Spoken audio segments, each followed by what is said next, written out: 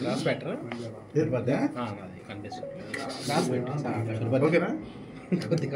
చాలు. గతంలో 17కు పైగా ఇటువంటి నేరాలని చేయడం జరిగింది. మన రాష్ట్రంలో 10కి పైగా జిల్లాల్లో 16 నేరాలు చేయడం జరిగింది. తెలంగాణ రాష్ట్రంలో వరంగల్ ప్రాంతంలో ఈ నేరాలకు పాల్పడడం జరిగింది గతంలో. ఇప్పుడు రీసెంట్గా ఇంకొల్లిలో 2, అద్దంకి టౌన్తో పాటు నర్సరావుపేట, తుని ప్రాంతంలో రీసెంట్ పీరియడ్లో 5 చోరీలకు పాల్పడడం జరిగింది. ఈ చోరీలకు సంబంధించి 15 లక్షల విలువైనటువంటి బంగారు ఆభరణాలని ఈ నిందితురాల నుంచి రికవరీ చేయడం జరిగింది.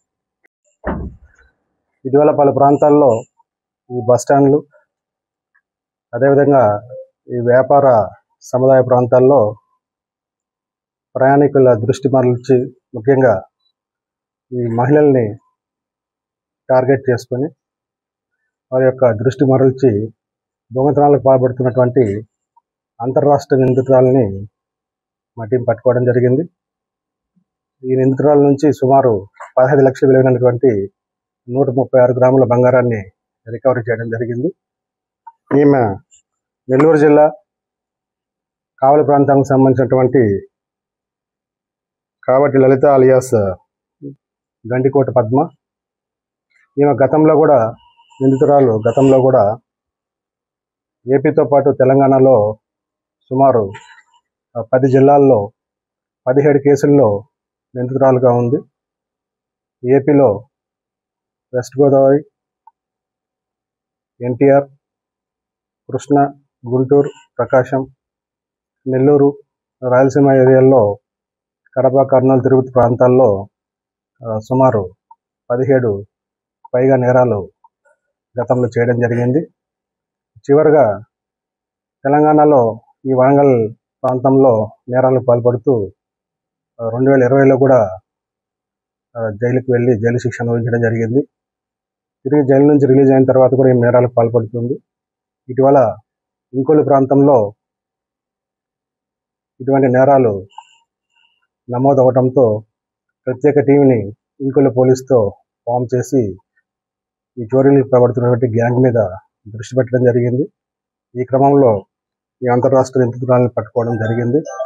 ఈమె ఇటీవల బాపట్ల జిల్లాలో ఇంకొల్లు, అద్దంకి ఈ టౌన్లతో పాటు నర్సరావుపేట, తుని పోలీస్ స్టేషన్స్లో కూడా రీసెంట్గా 5 చోరీలకు పాల్పడడం జరిగింది.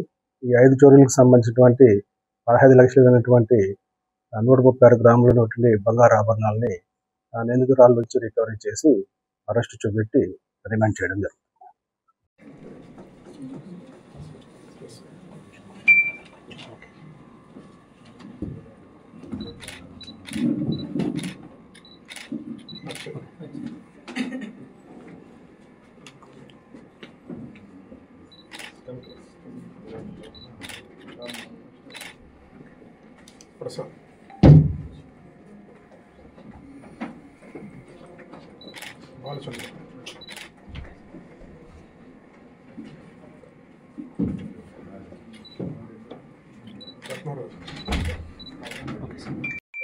గతంలో 17కు పైగా ఇటువంటి నేరాలని చేయడం జరిగింది.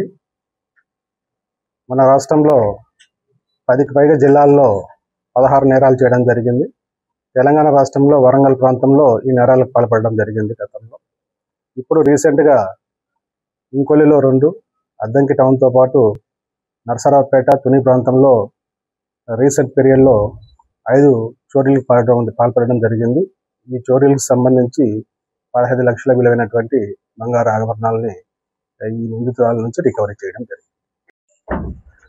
ఇటీవల పలు ప్రాంతాల్లో ఈ బస్టాండ్లు, అదేవిధంగా ఈ వ్యాపార సముదాయ ప్రాంతాల్లో ప్రయాణికుల దృష్టి మరల్చి, ముఖ్యంగా ఈ మహిళల్ని టార్గెట్ చేసుకొని వారి యొక్క దృష్టి మరల్చి దొంగతనాలకు పాల్పడుతున్నటువంటి అంతర్రాష్ట్ర నిందితురాలని మా టీం పట్టుకోవడం జరిగింది.